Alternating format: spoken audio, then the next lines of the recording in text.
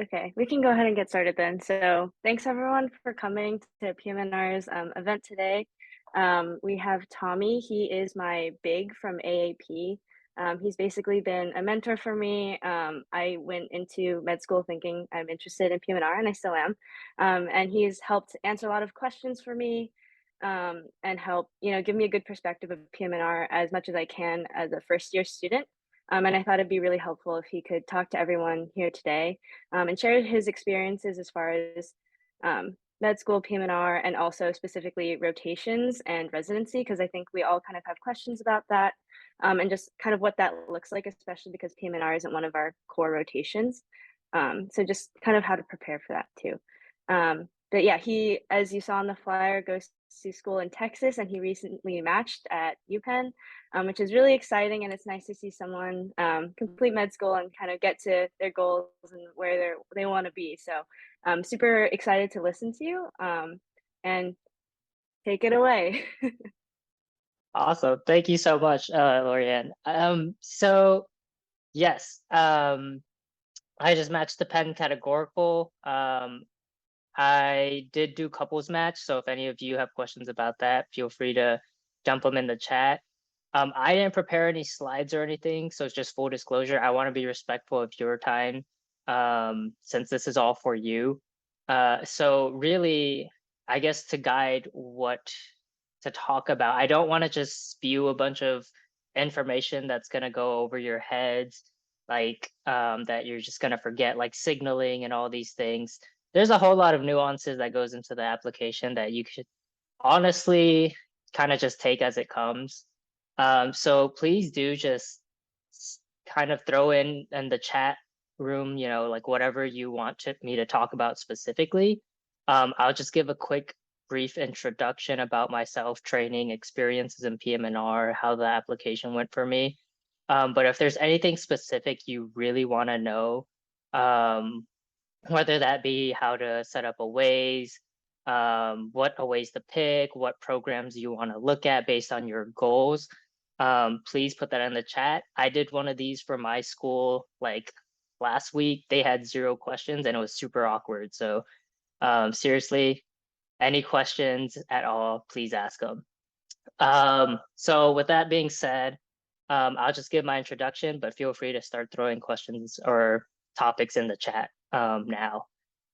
So yeah, I was born and raised Texas, grew up in Houston, went to undergrad at UT Austin, did a master's gap year in UNT North Science Center, and then came out to Texas Tech for med school. When I came into med school, I didn't really know what I was gonna do. I just knew I liked MSK a lot and anatomy a lot. I was quick to find out I didn't like the OR, and I also had this soft spot in patient populations for patients with disabilities, and that became kind of the 2 factors that played a heavy role in leaning me towards PM&R. And in second year, that was kind of when I started gaining interest in PM&R, learning what it was about. It's super vague when you look at the descriptions online, so it's really hard to know what it is until you experience it yourself. And so I went into third year, asked my school to build it into my curriculum because our school didn't even have a PM&R department or anything like that. We had like 1 or 2 faculty members who did PM&R, but they weren't directly, they were more like adjunct professors with anything. And so I asked them to build it into my schedule. That was third year. Found out that I really loved it. Going into fourth year, did an away rotation, or I did 1 home rotation because we were fortunate enough to have Dr. Norbury come from ECU to start our program in Lubbock. So I did 1 month with him, and he prepared me very well for my away rotations, which was at Ohio State and then 1 at Baylor College of Medicine in Houston. Both of my rotations were in pediatric rehab. So when you go do away rotations, some of them will let you like pick specific services, whether that be traumatic brain injury, spinal cord injury, pediatrics, cancer rehab, what have you. I had a special interest in pediatric rehab, so that's what I picked. And then going from there, applied to PM&R, and I picked to apply to about 50 programs, and most of it was geographically oriented because I was doing couples match with my partner, and we were trying to pick wherever would give us the best overlap.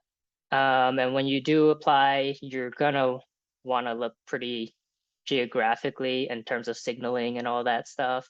But evidently, you will have the best luck with the Northeast because that's just where most of the programs are. I mean, New York has like 12 programs alone. That's like a tenth of all the PM&R programs. Texas also has like 7 or 8 programs alone. And the Midwest has a bunch as well. And so you'll kind of get to that point eventually with signaling. I don't know if they're going to keep it for y'all. We were kind of like guinea pigs with it, and it was a hit or miss. Um, and then I guess fortunate for y'all, West Coast loves West Coast, so they like to keep their own. They are not as welcoming to people outside of California and whatnot, but um, everywhere else seems to be pretty open to if you guys wanted to leave. So that's pretty much me in a nutshell. So I'll start addressing some of the questions and we can keep going with them as they come.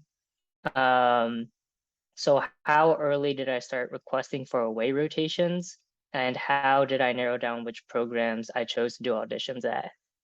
So I guess first to answer that, do you guys happen to know what away rotation systems your school uses? Because my school used vSLO. vSLO. Okay, perfect. Um, that works out well. So I use vSLO. vSLO kind of sucks, honestly. Um, the way it works is they start releasing their applications at different dates. So you have to look at the programs pretty early on. So I started probably like January, February of my 3rd year. And since my first away rotation was going to be for August, all of August, I already had my home institution rotation set up. And you always are, if you can help it, I know you guys don't really have like it in your core rotations, but if you guys have like an optional rotation or some type of program that's affiliated with y'all that will let you do a rotation, I would do kind of a practice rotation first. It takes a lot of the nerves off when you go do your away rotations. And so yeah, you have to look at each program, which ones you're interested in. So like for me, I wanted to show them I was going to leave Texas because no one believes us when we say we're going to leave Texas. Especially when I was born and raised here and did all my education here, it was really hard to convince programs that I would leave. And so I did it in a way just to show that I would be willing to. And that's why I picked Ohio State. I just was picking in the Midwest region because I knew there was a lot of programs out there. And that was kind of my strategy for picking them.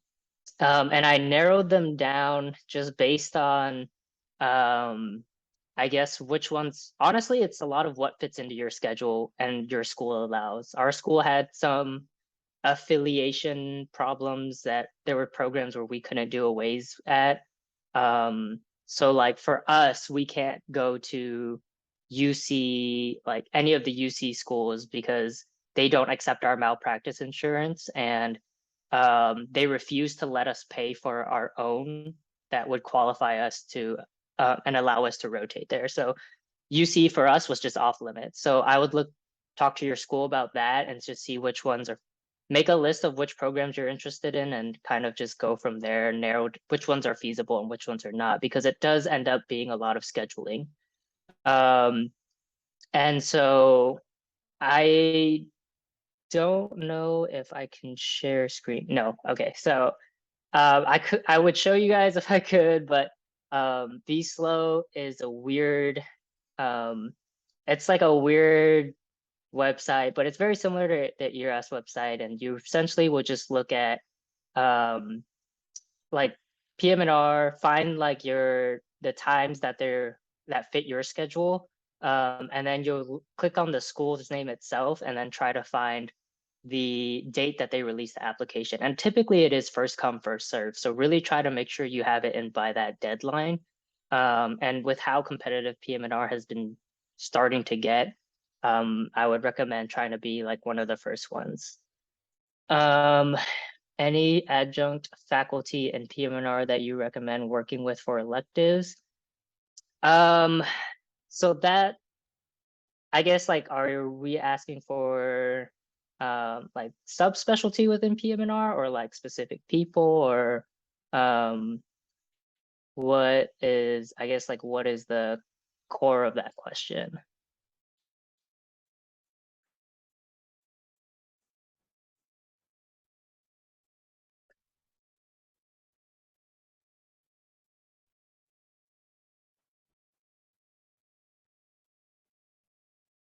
Okay, well, while we wait for that, I will go on to the next question. So how did I choose which residencies I was interested in, and what did you look for in a program? That is a lot that you do kind of as you go, because there are 100 programs and it's really hard to get like all the information, especially with like how hectic clinicals and fourth year becomes. And so essentially, well, almost anywhere you go, they're all ACGME accredited. So you'll get great training, whatever residency you go to, right? And it becomes what's your personal goals within PM&R. Do you not know? If you don't know like what subspecialty, then you're going to want a really well-rounded exposure. Programs like University of Washington have really well-rounded exposures, anywhere from peds to spinal cord to all like the like super nuanced stuff. Some of them will have like acupuncture medicine involved, like UC Davis. Some will have VA exposures and others won't, if that's something you want to have. I didn't know what like the kind of benefit of having a VA was whenever I started looking into programs, but the more you hear about it, the more you feel like maybe that is something you would want to have in your education, like being able to know you could get anything you want for your patients, regardless of funding, right? So that's kind of like the special thing about VA is you know you're gonna get your patient what they need. It's just you don't know how long. Okay. Right. Sweet. Yeah, so really it just comes down to what your goals are going to be. Some programs have tons of fellowships, like I think for one of the Virginia programs has like pretty much every fellowship under the sun for PM&R. And if you are going to want like really good exposure to everything possible, then that's also one you would want to look at. If you want to focus on like patients who have poor funding and like social determinants of health is something you're really focused on, San Antonio has a really good program for that, as well as University of Chicago. And these are just kind of things you pick up, and if you know, kind of on the trail, but I would say, you know, with the first 5 interviews you'll do, you'll kind of just see like what people are really redundant about. Like, oh, we do home call, it's super nice, yada yada yada, or we have like a lot of we're inpatient heavy and PGY too, and so at least you get to knock that out of the way. Or we don't front load our inpatient unit or inpatient services at the beginning, and maybe that's what you want. And so really it's something that you'll kind of have to figure out for yourself which ones you want to focus on, and evidently it's going to change once you go on the interviews. It's going to change, and there's virtual residency PM&R fairs on YouTube. One of the PM&R scholars, they have uploaded it for almost every residency program in the nation. There's a couple that didn't do it, but almost all of them will tell you kind of what the culture is like, what the rotations are, how it's built out, what are some of the perks of their program. And I would look into that if you have questions about specific programs. But I would start I would honestly, if geography is a really important thing for you, just start from there and then start picking programs out of it.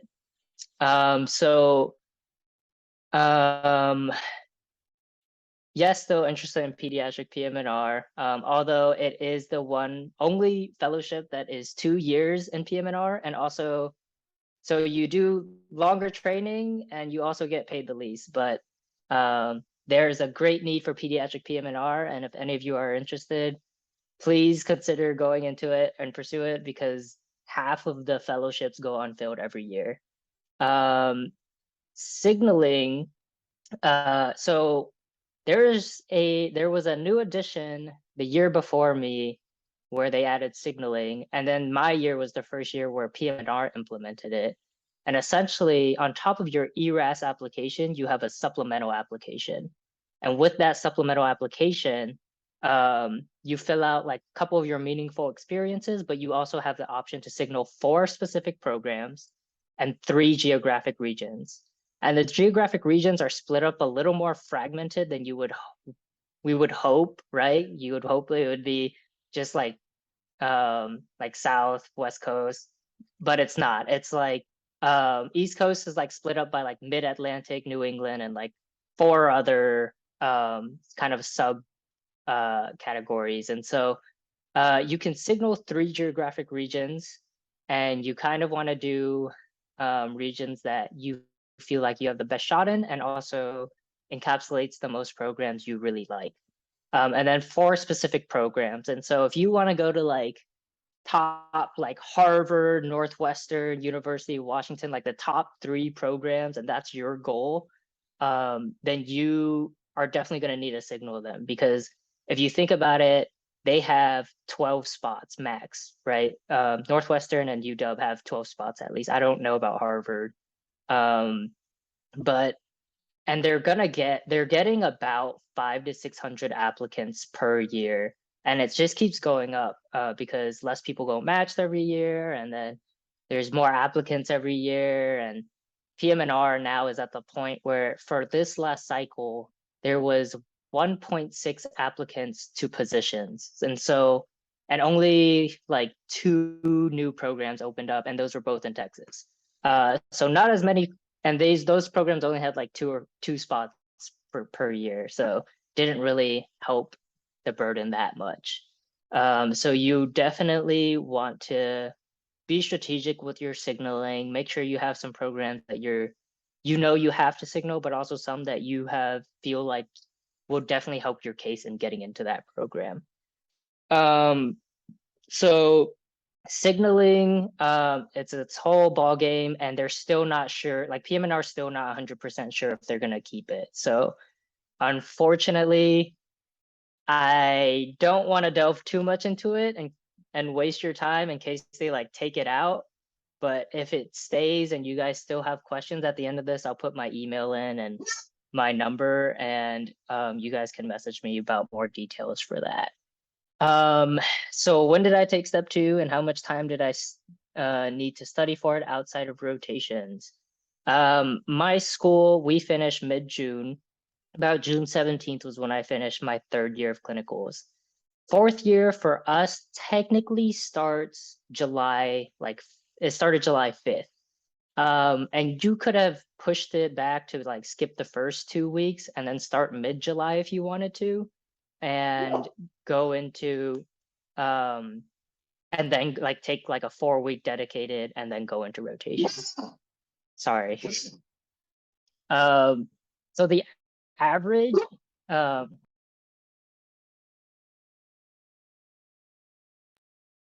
the average time people take to study for step 2 is about 3 to 4 weeks. It's not like step 1 where 8 weeks is the norm.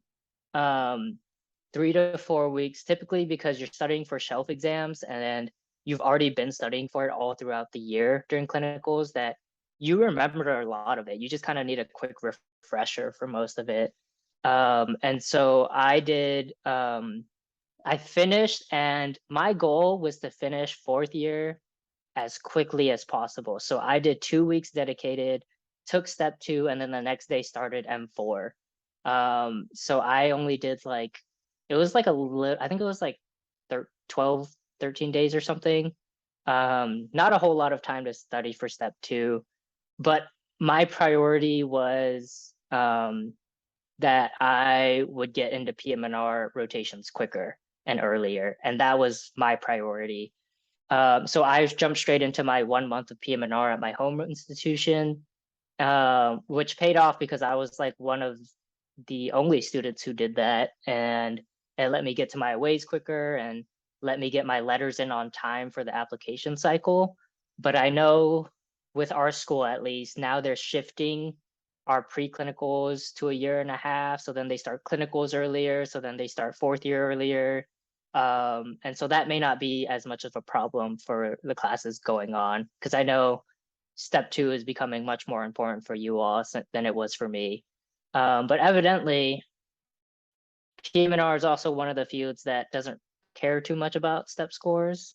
And I feel like they're one of the more forgiving specialties in terms of academics, because they really just want genuinely nice people who are easy to work with, because you can teach just about anyone in med school how to do the job. It's just a matter of like how pleasant are you going to be to work with. So that's kind of the beauty of the specialty in terms of applying. But yeah, so I did 2 weeks. Most of my classmates did 4 weeks. For someone that is just now learning about PM&R, trying to get involved, what are ways to get involved or gain exposure? I would say it's hard to do within medical school, but like shadowing as much as you can just to see, and do it on the inpatient and outpatient units, because it's a pretty different experience. If you're doing inpatient, sometimes you're kind of like, what did we even do? Because you just put some patient on Miralax and called it a day. Because sometimes you don't do that much on inpatient, and sometimes you do a lot on inpatient where you're managing like a trach and doing a lot of spinal cord injury patients, doing like the Asia exam. There's a lot of nuance going into spinal cord, but not a lot going into someone who just got a hip replacement. So kind of, it's good to see like both sides of it. And when you go on the interview trails, they're going to want to see you've had an exposure to the whole field of PM&R. They don't want to see someone who's kind of pigeonholed themselves into just one subspecialty. Sure, have your interests, but don't pigeonhole yourself to being, this is all I want to do. Make sure you love the field as a whole when you're talking to these programs and telling them why you're interested in PM&R. And so I would say shadowing a bunch, get yourself a mentor. My mentor played a huge role in, he did his residency at JFK, did a sports medicine fellowship at Penn. And he's still working as a sports medicine doc in Philly right now. So starting residency, I will finally get to meet him in person. But he was a huge help in the whole process of just telling me they're a great resource and just kind of giving you the reality of things. Like I was considering the combined pediatric PM&R residency, where you get double board certified in pediatrics and peds PM&R, and PM&R and peds PM&R. So you get double board plus the fellowship in 5 years instead of 6. But he was like, if you're not 100% sure, like just don't commit to it yet, because you honestly won't be as strong in adult PM&R and inpatient rehab than your counterparts. But if you know like the only thing you want to do is peds PM&R, then do it. And so just kind of some of those reality checks of what the field, like what you should do in certain parts of your career, they're very helpful for that. And so like I'm Lorianne's big for AAP. I think you can also you can get one through AAP as long as you're a member for free. Well, the membership costs money, but you can get the mentor for free. And then there's some externships. There's also the Medical Student Council. I would recommend applying for that and trying to be on that in any way, shape, or form. It gets your name out there, gets PDs knowing you, and PM&R is a big networking field. And so med Twitter goes a long way too. If you're med Twitter, I'm not a med Twitter person, but if you are, great, go for it. That's like PDs love that. It's a weird way to get a job, but it works evidently.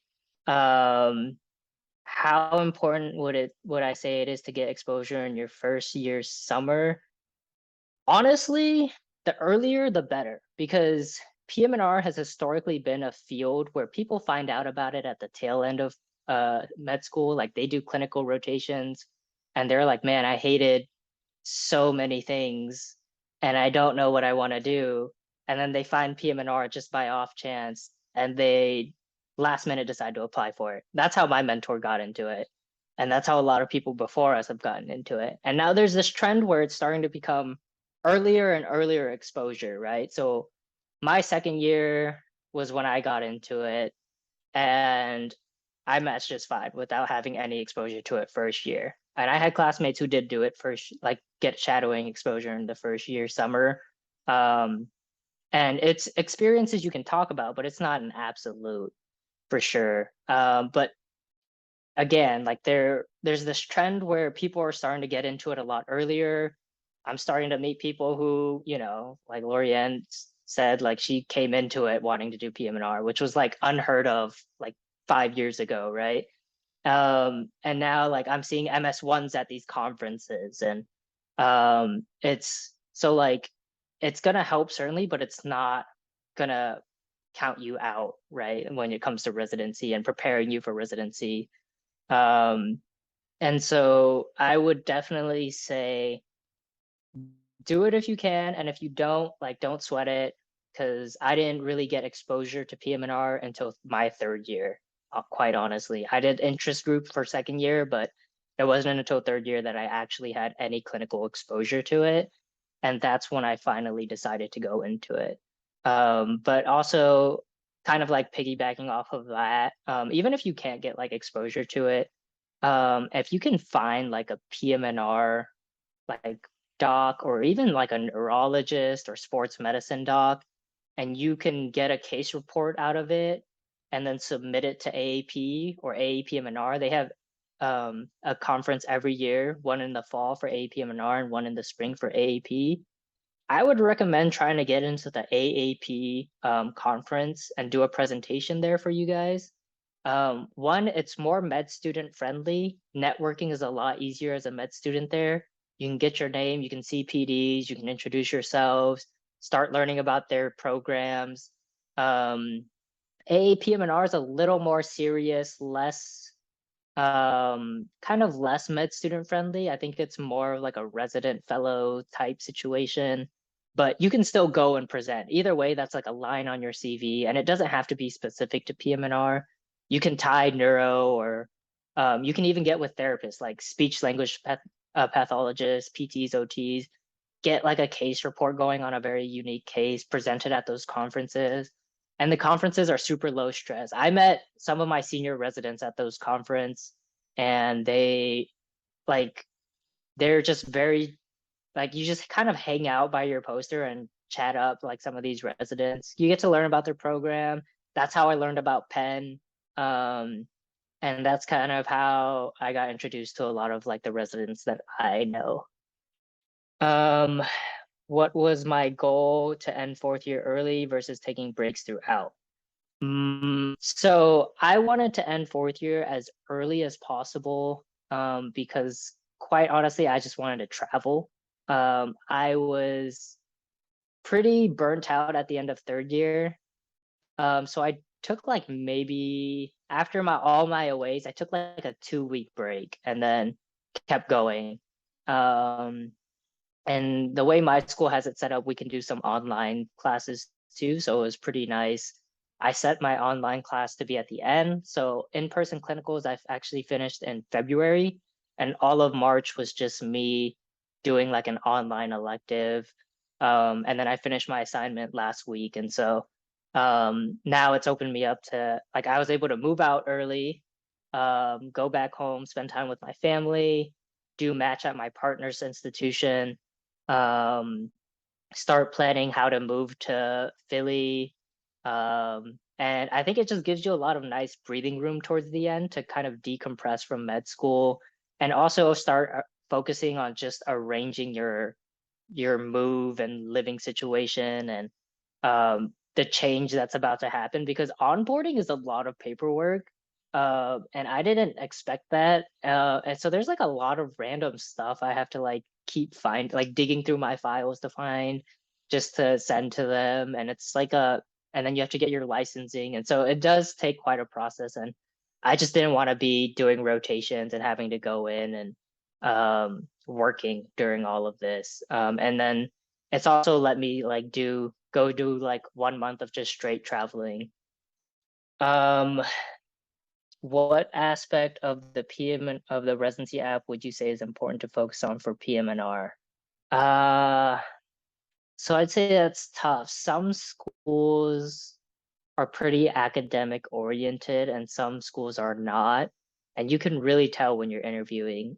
Colorado is like really big on research, so much that they were asking me explicitly, like, hey, are you going to be okay with our research requirement? Because we want to be like doing quite a bit of research during your like we want you guys to be doing research during residency and stuff like that. And some of them will ask you directly about your research. And if you have something interesting that you presented at like a conference, then definitely they're going to want to hear about that. Some are just more interested in your experiences. So I actually got asked a lot, even though it's on my application, they all would ask, what is your experiences with PM&R? Like what rotations have you done? And so making sure you do have rotations set up in your 4th year is I would say is a really important factor because PM&R, because it's like such a low average step score, I think a lot of people try to apply to it as a backup and think it's really easy to get into. Um, and so they do get a lot of people who like, you can tell when someone doesn't know what PM&R is, like they just kind of read the AP or APM&R description and are kind of regurgitating that.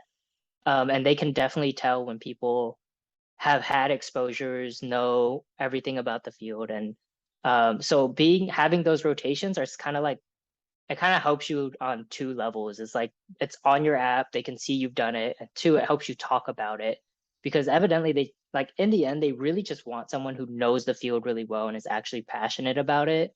And then some of them, really want people who are gonna be trailblazers in the field and like do tons of research and put their program on the map. And um, I would say, I would say like I would focus on getting as much exposure and as much PM&R related things as I can talk about. Even volunteering, like I've been asked a lot about like what is your most memorable volunteering?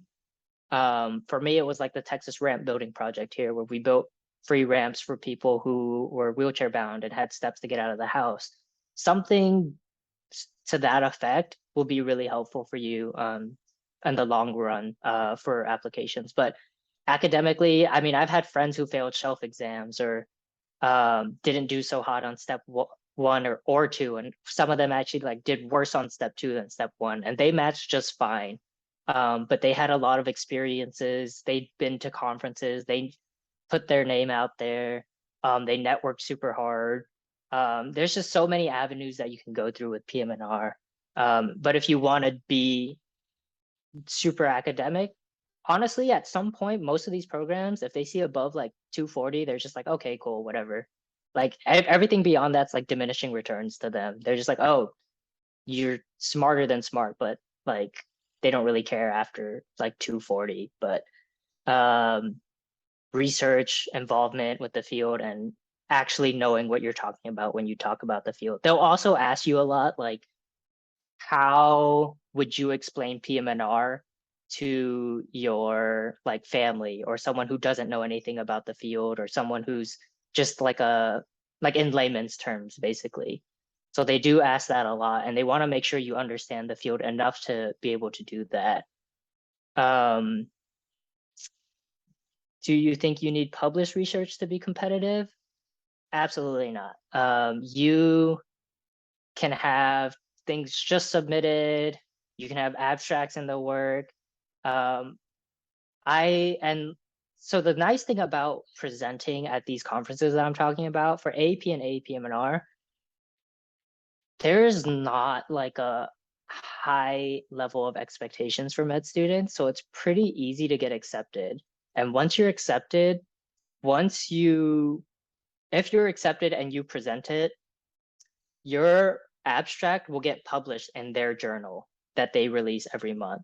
So you'll get a publication out of it, and it'll be in like AAPM&R's journal or AAP's journal. And so doing like, you know, really academic research and getting published for like some meta-analysis or things, you can do that, and that would be awesome to your app, but you absolutely don't need it because I did not have like, all I had was my conference abstracts published in their journals, and that was it.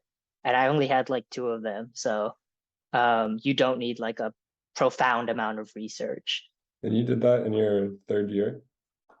Yeah, I did that all in 3rd year. Did you need the clinical experience before you could ever take a case, right? It depends. You could have like, if you have a really good physiatry mentor, they can brush it up and paint it in like a PM&R aspect for you.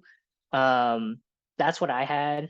My RPD here at Tech, he kind of brushed it up and like cleaned it and basically made it like PM&R related and why it was significant. And so because even like after doing the in-person rotation for like a week, I still didn't have like a good idea of how to turn it into like a solid case report. But I would get with like a physiatrist who can really help you make it seem super impactful or really show like how physiatry related it is. But yeah, so you don't absolutely have to do in-person stuff before you write one up. So elaborating on the research component of residency. Yeah, so Colorado is a great program, and every program has a research requirement, and some are more strict than others about it. So Baylor's is pretty minimal. You just, I think, present to a bunch of the faculty about anything you want, like a case report or something. I think Michigan wants you to do like more serious research, but they pair you with tons of mentors to get you serious. And Colorado, if I remember correctly, was pretty similar to Michigan, where they want you to do a little bit more serious research where you're kind of doing like QI stuff, like quality improvement, like something kind of beyond case reports. And they want you to be able to do a good amount of research because I think they're trying to amp up their research department right now within PM&R. And so their requirement is a little more serious. I don't remember the specifics of it, but theirs was a little more strict because some programs you'll go to, every residency program has a research requirement, but a lot of them are pretty lenient about it. Like you just have to present in front of a couple faculty people, they critique it a little bit, and then you've checked that box and you're done. Or they just send you to a conference with a case report, you show up, tell a couple people about it, you check that box and you're good. But some of them want you to do kind of like something longitudinal that's gonna help not only like the institution, but the hospital itself, whether that be like something quality improvement for at least like that's gonna take like 2 or 3 of your years of your time in residency. But yeah, I don't know if that answers your question. I don't know too much of the specifics about it. No, that's a lot. Thanks so much. Okay, great. Yeah, it's just, yeah, they have like, I think they'll talk about it during like interview day stuff, but yeah, they're or they might have it on their website, but it was definitely a little more strict than other programs from what I remember. And then I guess that's all the questions. Random, but if you guys don't have a travel credit card yet in 4th year, I would definitely recommend getting one because my God, the amount that ERAS costs is insane. I applied to 50 PM&R programs and 30 internal med or prelims. It was like internal med prelims / TYs. And that was like $2,000 that you're gonna have to drop.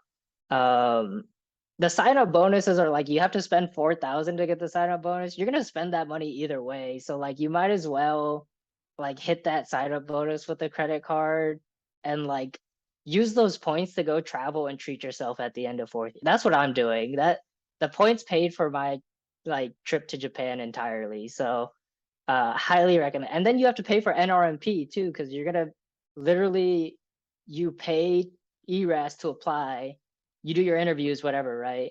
And then when you make your rank list, if you go over a certain amount, so I ended up ranking more than 20 programs because I interviewed at 23, and then your prelims also count on top of that. Beyond like 20, you have to pay, I think it was like $30 per program that you rank. And I also did couples match, so we ended up going to like rank 300, and that cost like $1 per rank every rank over 100. So from like 101 to 300 cost me $200. So that was like $500 we had to pay for an RMP rank list alone. So a lot of expenses, and also like if you do away rotations, they make you pay for a lot of stuff too. There's like a lot of paperwork things you have to. I think it's like some of them are $50 applications, 200. So be prepared to also drop a lot of money on applying for aways. But yeah, I would say like maybe right before aways, get one of them, start racking up those points, and then like at the end of fourth year, just ball out on a real nice vacation and treat yourself before residency. Because I cannot afford these vacations, but the travel credit card made it possible. I have banked with Chase for a while, so I got the Chase Sapphire Reserve, which is like the super expensive version. I would have gotten the preferred, but the sign up bonus wasn't as great, and I didn't have global entry, which includes TSA pre-check. So I was like, I bought out for the reserve so I can also like get the priority pass and eat free food at the airports while I'm doing all this traveling. And then I'm just gonna downgrade it to the Chase Sapphire Preferred next year, so that I don't have to pay $550 annual fee during residency. And instead I'll just pay the 95. And I also like their partners more. But I mean everyone else, a lot of people are using the Venture X with Capital One now. But there's tons of them. I think City Premier is also one. I don't think any of us med students are gonna be getting the Amex Platinum, but definitely look into them.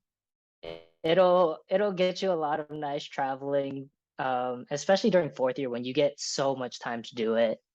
Because interviews are stressful and you should prepare for them, but you will have a lot of downtime, I promise you. And like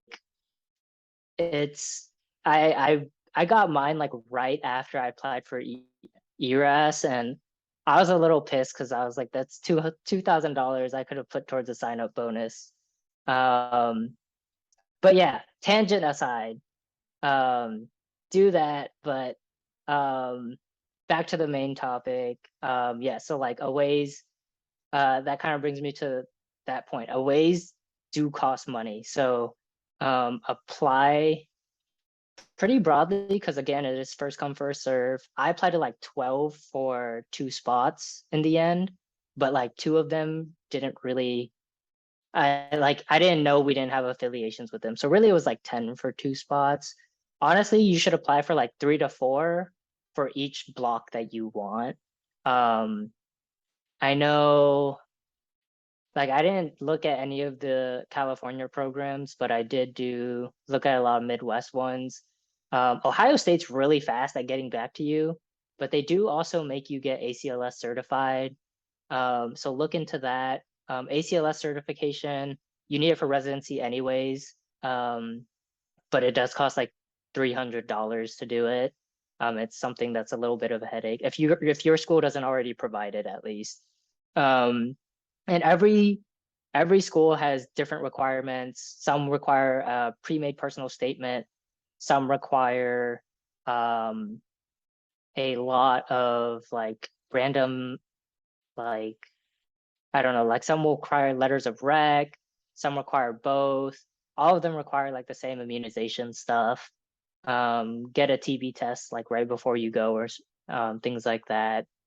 COVID vaccination, things like, and then a bunch of them have fees, and so you have to pay just to apply to them. And then going there, finding housing is kind of a headache. But if you use rotating room, there's usually a lot of like med students posting their housing on there, and you can kind of find cheaper housing that way because they're a lot nicer to you than like Airbnb and all that. I used an Airbnb and it was really sad in Ohio. I was like in this insect infested like house. It was like a 3-bed, 1-bath. So I'd have to like wait to use the restroom. So definitely use rotating room.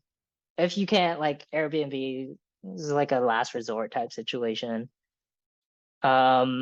What else? And then when you apply to residencies, some do require a paragraph of interest within your personal statement. So Penn requires why you think you would be a good fit for the program. Northwestern requires one. I think Houston required one, but you'll see it on the ERAS description when you click on the program.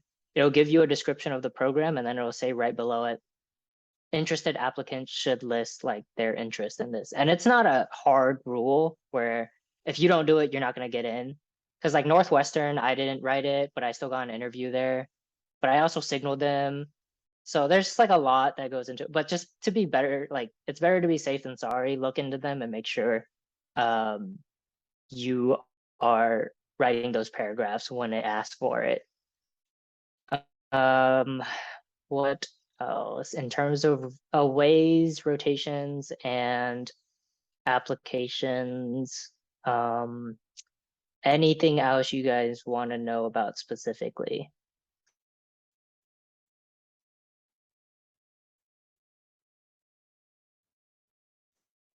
I have a good question. Go for it. How common would it be for DOs to practice like PM&R? Because it seems like a natural fit. But now I'm just wondering how representative it is. Yeah, so it's really like each clinician's comfort with it. So honestly, the vast majority of physiatrists I've met that are DOs don't feel comfortable enough with it to use it in their practice a lot, or they'll do like pretty minor stuff. I've really only seen like 2 or 3 people who said they comfortably do it, but there are programs that actually require it. I think one of the Michigan programs like requires you to know it throughout and like implement it into your training. It might have been Michigan State or something, but yeah, they require that, and it even if you're MD, you're gonna have to learn it during your training there, which I thought was really cool. I think they're the only program that does that. So yeah, I honestly haven't met a whole lot of DOs that use like OMM within their practice. But I'm pretty sure like that one Michigan program is where I've heard of it the most. And the vast majority, but also I did a lot of peds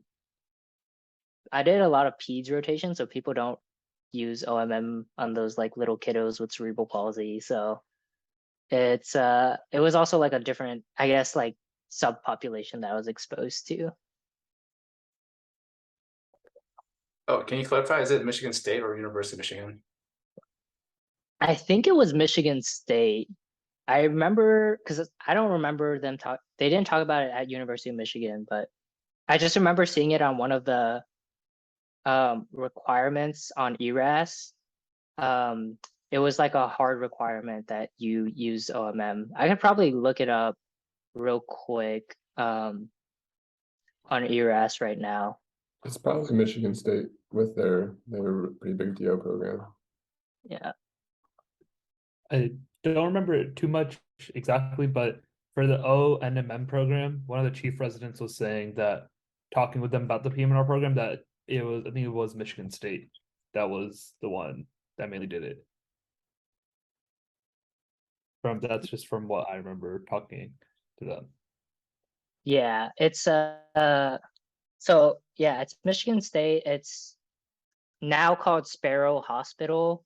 And they're applying for osteopathic recognition, and it says that all residents will have to embrace and learn osteopathic principles and apply them to their patient care. So yeah, Sparrow Health Hospital. That's pretty awesome. We'll take over the field one practice at a time. Yeah. Yeah, and also the cool thing is about PM&R as a field is if you looked at the data for this last match, there was a real bad like DO discrepancy, but PM&R was the most DO friendly specialty by far. It still wasn't like a very even like 50-50 split, but it was way closer than any other specialty. Like all the other specialties, I think plastics had like 1% match DO, and it was like such a thin line, like you couldn't see it.